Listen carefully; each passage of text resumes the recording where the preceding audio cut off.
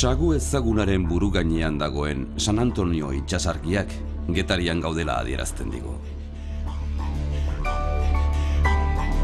Saguaren buztana loditu eginda. Hortik zabaldu dira Getariako arrantza instalazio modernoak, aurrerapenaren aldea apustu egin eta irabazlea atera direnak. Beste aldean, olatu eta haize arriskutsuaren babesean dagoen Arradan, kaia eta kirol portua daude. Gero eta jolasontzi gehiago daude bertan, arrantzontziekin nor gehiagoka.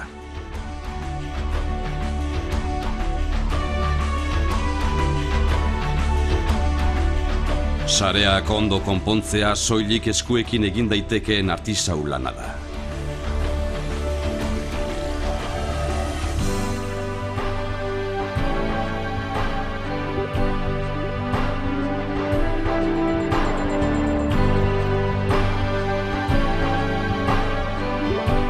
Portuko kaxa utspila hauek hegaluzearen kanpainarako prest daude. Getariako flota indartsuaren arrantzarako aukera ondo baino hobeto simbolizatzen dute.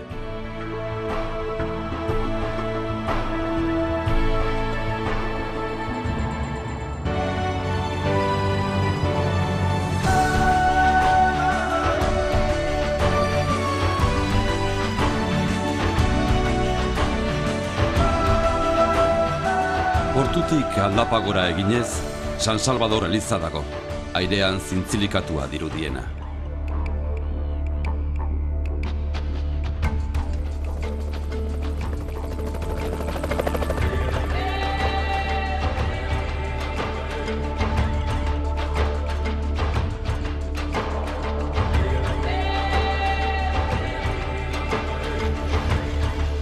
Juan Sebastián Elcano, Getariako seme kutxunaren monumentu epikoa ere ikusgai dugu. Bera izan zen munduari bira eman zion lehenengo marinela ausarta.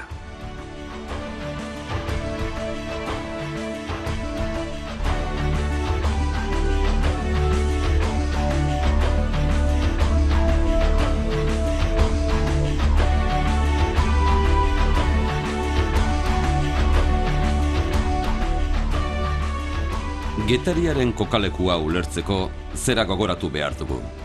Bere sortzaileek nabigatzera irtetea, barra honetatik itsasoratzea besterik ez zutela gogoan.